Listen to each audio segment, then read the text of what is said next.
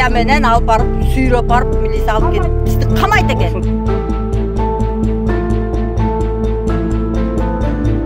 Жоқ бергиле.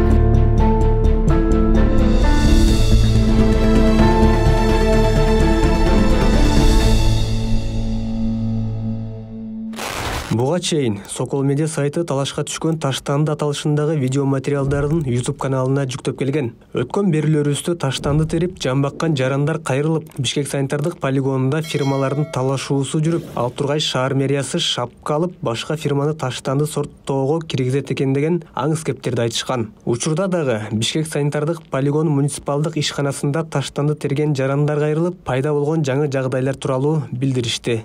Сиздер жаңы фирма бияка кирип атасыздарбы? Иә. Жаңы фирма кирип атасыздар. Жаңы фирма эмес бул, эч кандай жаңы фирма эмес. Сен ошентип иштеп келдиңби, жооп бергиле бизге. Давай журналисттерге жооп бергиле. Калтайдан бери чечтиңерби? Чечкениңер жок, эл кандай кыйналды. 2 километр, 1 километрге чейин Отуруңуздар. Жаңы ишкана бул жака кирип атасыздар да? Ишкана кирген жок. Биздин полигон өзүбүз прием кылып алып атабыз. Өзүңүздөр прием кыласыздар. Бизде приказ бар. Сиз ошонун негизинде азыр элдерге ошону түшүндүрүп атабыз. Бир канча күн уруксат берели силерге деп атабыз. Тиги мурунку иштеген приемщик менен өз ара товарлар бар да бирин өткөргөнчү. Ошонусун эртерээк бүтүрүп алсын деп атабыз. Ошону пластиктерди, темирлерди каяка барып иштетесиздер анан? Ал жагы пока белгисиз, бияктан главный алып прием кылып анан өткөрүш жерге өткөрөбүз. Ал жерде негизи иштетиш үчүн силерде ошол жактар менен да договор болуш керек да. Ал договордун баары биздин Калгакиева 52 деген биздин офис бар. Ошол жерде биздин юрист бар. Ошол жака барсаңыз баарын тактап договордун баарын көрүп берет да. Ошол договордун негизинде барсаңыздар баарын түшүндүрүп берет ошол жактан. Анда эч кандай жеке фирма кирген жок. Жок, бир да жеке фирма жок, эч кандай. Официальный биз штаттагы работникпиз. Тиги жакта турган киши бизде турбой. Анарбек деген байке, ал бизде официальный мастер сортировка, штаттагы киши. Эч кандай бул жерде частный эчтеке жок. Милиция менен мыналар неме кылып барып келер немелер менен сүйлөшүп, начальство менен сүйлөшүп, анан кеңешип неме кылабыз деп атасыңар го. Селе булардан начальство булар эч качан мындай неме булар бир элем кимдин сөзүн угатпайбы? Булардын кеңешчиси Райхан. Баратагы Райхандан кеңеш сурайт, бүт бардыгын айтат.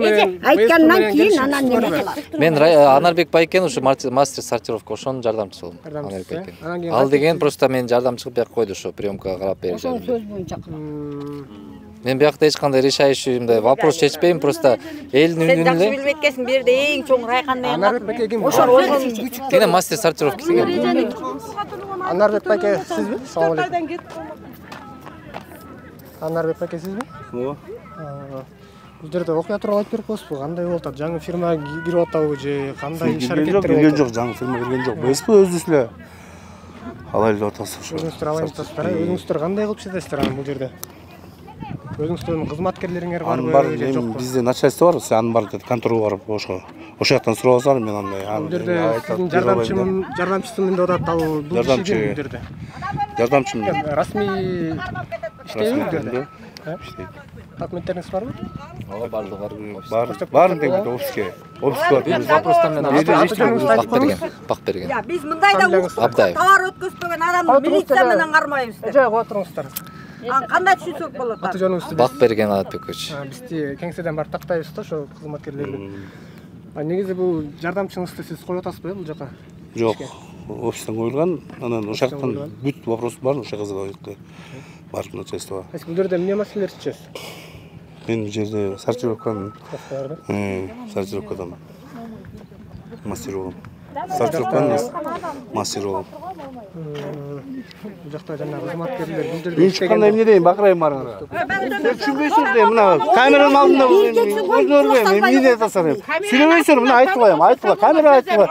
Сүйлөгүлө, камера тартып сүйлөгүлө. Мындай деген сөздү 2-3 күндөн бери угуп атабыз. Эл менен ишетип, БСПлар алып атыптыр. Кийин БСПга товар өткөрбөсө, милиция менен алып барып, сүйрөп барып, милиция алып кетип, бизди камайт экен. Ошондой закон бар экен да. Андай закон жизнь болбойт. Ошол силер оозуңардан чыккан сөз ошолчу.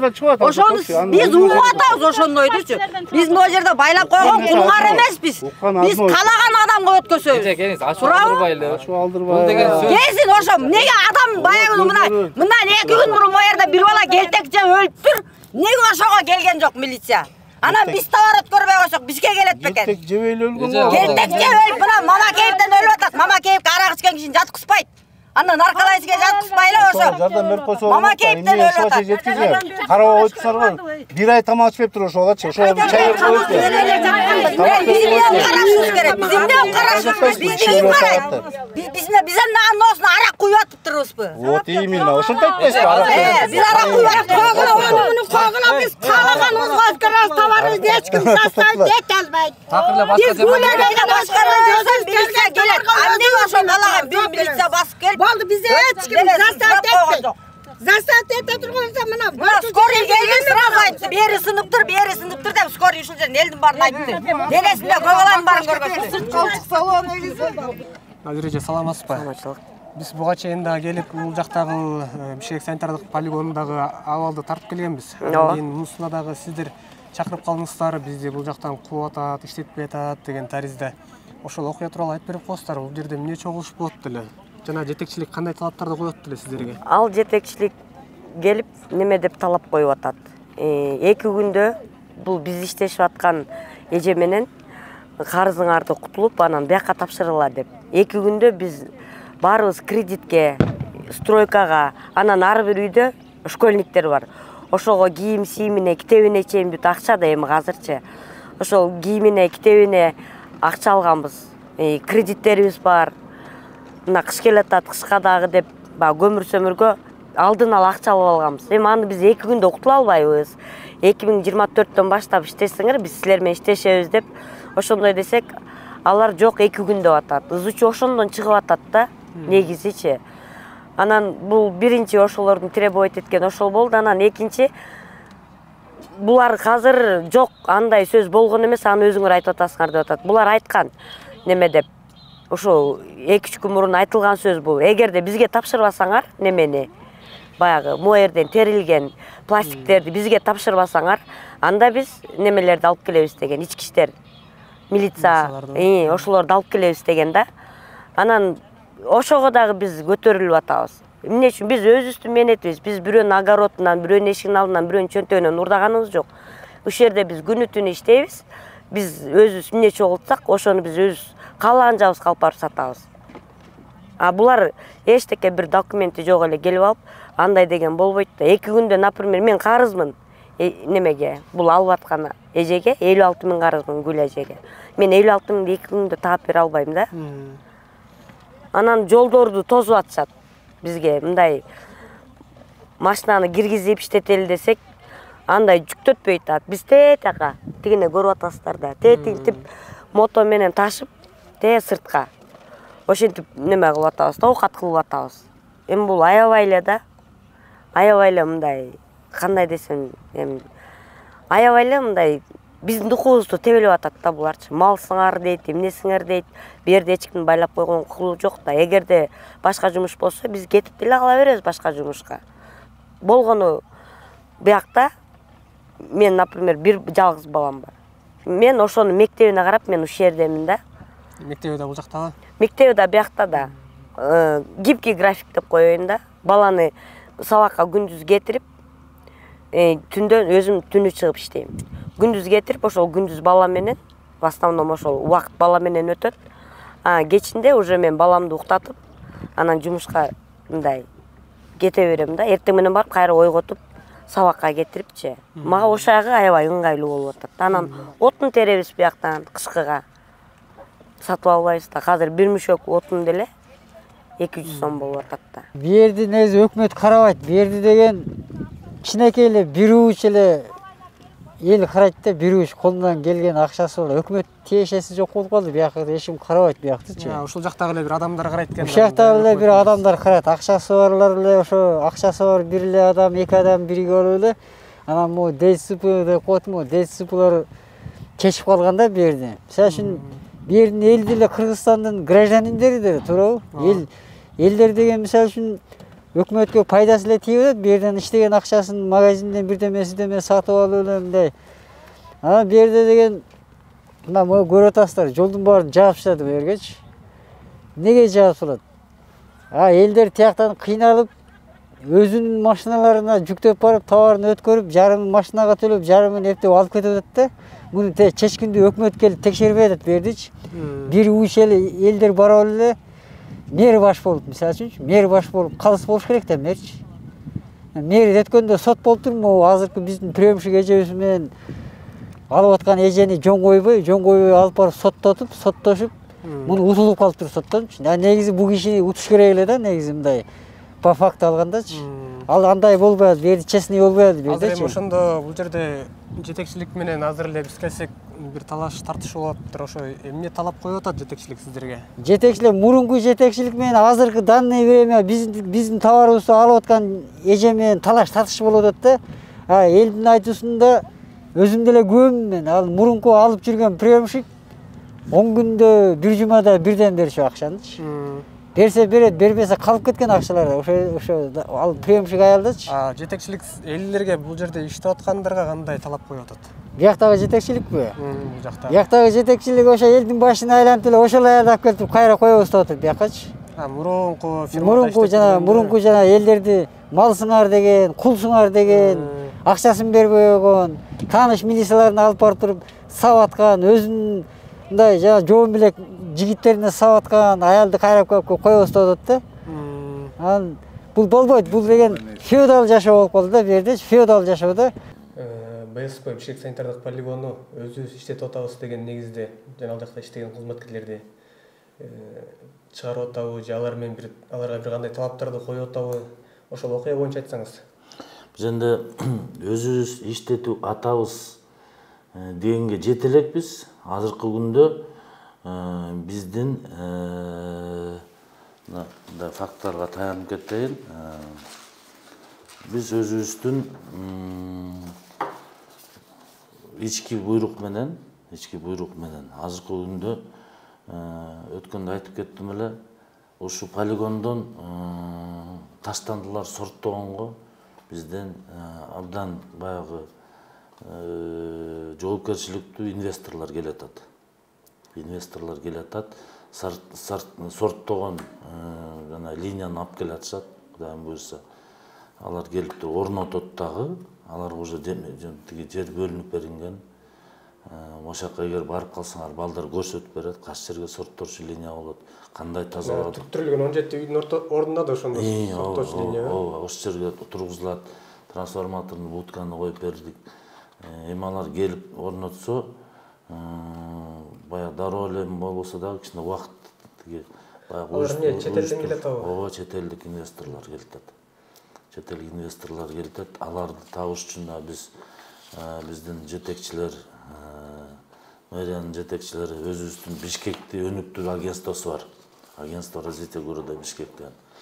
Ошолордун кызматкерлери тарабынан инвесторлорду издеп, аны тартып алабыз. Анан биз тендер өткөрүп, утуп келатат дагы, буюрса ушу октябрдын биринчи жарымында деген оюбуз бар, үмүтүбүз бар. Ошолор келип өзүнүн жанагы техникасын алып келсе, аларга орнотушуп, жардам берип, ошолорго жумушту өткөрүп беребиз. Бул жерде жумуш эле эмес, мына берсеңиз мен көрсөтүп берейин. Жөнүндө 2 августта болуптур. Жөнүндө ошо Бишкекти өнүктүрүү агентствосунун жетекчилери менен биздин жетекчилер, мэриянын жетекчилеринин катышуусу менен чоң чогулуш болуп, ошо инвесторлордун бир өкүлү менен чогулуш болуп, ошондо алардан сураныч болгон. Муниципальный Бишкекский санитарный полигон начать работу по набору будущего персонала, сортировщиков, ошо инвесторлорго. Аякта өздөрү рабочийлерди алып келбейт да, бияктан жумушчуларды алышат да. 90 кишиге чейин создаваемую сортировочную линию дейт. Ошо линияга иштеп келгенге даярдап бергиле, баардык талаптарга жооп берген деген бизге сураныч болгон. Ошонун негизинде биздин жетек протоколдун кагазы да ооба мынакей. Ошо чогулуш болгондогу протокол. Ушул фирма менен договор барбы? Сөзсүз да жок, азыр деген договор сөзсүз бар да. Жок, ансыз жок кантип болот? Жок, мен анын колума алып берилбейт, ал өйдө жакта. Мэрияда болобу? Негизи договорду БСП түзөт да. Жок, сөзсүз бар да ал договордо. Бирок договорду түзөөрдүн алдында биз тендер мына жаңы эле өтүп, баары утулуп, утушту. Тендерди ошол сиз көрүп аткан фирма өттү. Бул фирма эмес, бул ал фирманын жөнүндө өкүлү болду. Азыр атын деле эстей албай атам, эми чет элдикчи атычы. Бирок абдан татыктуу фирмалар утту. Биз алар жөнүндө. Ошондо тендер эркин тоо кезине чыктыбы? Аны чыкса керек, бизде тендердин өзүбүздүн тиги эмебиз бар, кызматкерибиз бар. Тендерди өткөргөн комиссияларым бар. Сөзсүз ал биз андай эрежелердин баарын өткөрөбүз да, конечно, сөзсүз. Ошонун негизинде биз өзүбүздүн ушу Бишкек санитардык полигондун жетекчилери баш болуп, биякта чогулуш өткөрүп, тапшырма берилген. 90 болушунча 90 кишиге даярдагыла, сөзсүз паспорттар болсун, сөзсүз медкомиссияны өткөрсүн аке. Могу жерде өздөрү аке ошо паспорттардын копияларын берип, көчүрмөлөрүн берип, адрестерин ар бирөөнү даярдап, азыр ошо инвесторлор, кызматчыларды даярдап. Иштемдеген кишилердики түшүнүктүү да, мына тендер жакчагы кызыктырып атат. Эми тендер жакчагы бул жерге берилерде биринчи эмеге чыгып, сайтка чыгып, тендер жарыяланып, анан кийин эркин тоо кезине чыгып, ал бир айдан ашык туруш керек да тендердин. Ал эрежелер мен сиз өзүңүз бул жерде юрист кызматын аркалайсыз да, Нурлан мырза. Анан кийин юристтер анын баарын, мисалы тендер качан болгонун, кандай чыкканын, кайсы мен азыр аны так айта албайм. Кайсы фирмалар заявка таштагандардын баарын юристтер билет да. Мен бир нерсе айта алам, тендердин бул жерде бүт эрежеси менен кандай калуу менен өткөрүлгөн. Себеп дегенде бул жерде деген тендер кенедей эле ишке жасалып жарыяланган тендер эмес, чоң тендер. Ал жагын эгер сиздерге дагы мисалы мен азыр сайтка жайгаштырдыңыздарбы, ошо сайттан карай айта албайм. Мындай кылсак болот, Кылыч. Мен эгер ошо суроого даярданып мен эметип бер десеңиз, мен бүгүн эмес, эми ал азыр тендер өткөргөн кызыбыз, азыр эмебиз, кызматчыбыз азыр жок бүгүн жумушта. Негизи тендер өткөн күндө дагы ошол тендер өттү деп да сайтта калыш керек да. Сөзсүз. Ошону көрсөтүп бересиздерби деп атабыз. Мен азыр көрсөтө албайм аны. Мен азыр көрсөтө албайм, себеп менин колумда жок. Сиз кантип юрист болуп туруп, анан кийин мен деген юрист деген юридикалык жагынан да баа берет да юрист. Эми талаптар туура келип атабы ар бир фирманын. Мен биринчи деген барып сөзсүз көргөнмүн, бирок именно азыр менин колумда ал документтер жок. Менин колумда болбошу керек ал. Жок, мындай сайтка ачык эле сайтка жарыяланат го, негизичи ошол кайсы сайтка чыкканын билбейсизби? Мен азыр айта албайм. Эгер ага ал жооп болсо, мен жоопторун даярдап коюм, могу сайтка мончасында чыккан баарын эметип туруп, аны жооп бере алам ага. Азырынча айта албайм, себеп дегенде биздин азыр кимге барсак болот аны ушул суроonu? Ал кызматкерибиз азыр жумушта эмес, ал бизде дайыма отурган эме эмес, кызматкерибиз. Ал бизге келип кетип тендерди өткөрүп берип жүргөн, деп коет, келишим менен иштеген кызматкер. Ошондой договордун основании менен. Жок, анда директорду айтып койсоңуз, биз ошолорго баралык, анда тендер кандай өткөрдүңүздөр деп. Негизи эми тендер өткөндө эле бул ачык эле өтөт дайымчы. Кантип сиз ошол тендер өткөнүн эми юристи бөлүм башчысы болуп кантип сиз билбей калдыңыз анан? Кылыч, уксаңыз, кече бул жерде тендер жөнүндө маалымат бересизби деп айткан эмес, мага Могуреки эмедеги полигондогу чоочундар болобу, болбойбу деген суроо менен кайрылгансыңар. Башка фирма кирип атабы деген. Башка фирма ошо башка фирма азырынча эч ким кирген жок. Кечээ күнү андан кайсыл фирманы киргизебиз деген чогулуш болду. Ал деген фирма эмес, биз өзүбүз. БСП өзү алып атат. Жок, аны түшүндүм, БСП өзү алып атат. Өзүбүз чогултабыз. Бирок силер чогултканда башка фирмалар менен келишимдер болуш керек да. Ал деген биз чогулттук деген биздин сиз чогулттуңуздар, анан башка фирмага силер өткөрөсүңөр да. Сиз аягына чейин уксаңыз, Биз өзүбүздүн аякта территориябыз кенен. Өзүбүздүн контейнерлер бар. Ошолорду толтургуча чогулта беребиз дагы. Анан өзүбүз кандай чечсек, ошондой аны өзүбүз реализация кылып, өзүбүздүн кассага акча түшүрөбүз. Бул тендер же аукцион боюнча качан маалымат бере аласыздар? Чалсалык көз. Чалсалык. Эртең менен болобу? Эртең менен бизде эртең менен түшкө чейин аябай бияка чыгабыз, полигонго чыгабыз, немелерге барабыз, аркасында мына бүгүн сессиялардын алдында эле мен жумушка келип жаңы эле чай ичип алып анан отургам да. Тияп жолугуларга барып. Тендер өткөргөн кыз дедиңиз, ошондой чалып эле үйүп койсоңуз болбойбу азыр? Телефон чалып эле кайсы сайтта, кайсы жеринде деп телефондон эле көрүп алып анан кийин. Мындай кылалычы, мен бүгүн кечке чейин билип туруп эле сизге WhatsApp'тан жазып коем. Кайсы сайтка чыгыптыр, качан чыгыптыр, баарын WhatsApp'тан эле жазып коем. Азыр сурап койсоңуз деле болот да телефон. Эми азыр ар бир вакыт суроонун, маселе суроонун өзүнүн шарты болот. Телефондон сурачы нерселер бар, сурабачы нерселер бар. Кыскасы сиз азыр юрист бөлүм башчы болуп туруп, бирок тендер кандай өткөнүн билбейсиз. Тендер кандай өткөнүн билем, бирок мен азыр маалымат бере албайм. Болду. Кантип бере албайсың билген маалымат? Сиз айтып атпайсызбы? Кылыч мындай да, экөөбүз бул сөздү баштаарда сиз айткансыз, мен кечээки суроочу суроолор менен келдим деп. Анан мен макул деп туруп, макулдугун кечээки суроолордун баары, сүйлөгөндөрдүн баары бизде да бар, видеодочу. Мен эмне деп сурарымды да айткам бар. Анын баарын далилдеп берем. Сиз сурадыңыз, мондай, башка бирөө келип мусор чогултабы дегенди айткам. Башка фирмалар менен келишимдер барбы, договорлор барбы деп да сурагам. Мен айттым, азырынча жок. Биз өзүбүз эле чогултабыз дедим. Өзүбүздүн жигиттер, ошол жакта жүргөн жигиттер бар. Даже сиздин жаныңарда жүргөн бир Анарбек деген жигит, ошо жигит бизде ошо баягы сорттолгон таштандыларды кабыл алгандардын ошол жерде жетектеген ошо жигит болот. Чогултуп турган сатасыздар, Чогултуп сатасызбы, өткөрөбүз кылса. Эгер өзүбүздүн акчабыз, шартыбыз болуп калса, пресстечип аппарат алсак, аженден майдалап туруп пресстеп сатсак, өзүбүзгө баары өзүбүздүн тапкан бар, өзүбүздүн счетубузга түшөт. Биз хозрасчетный мекемебиз. Өзүбүздүн жаныбызды өзүбүз багабыз. Анан ошонун эсебинен айлык төлөйт, тияка кетет, бияка кетет акчалар.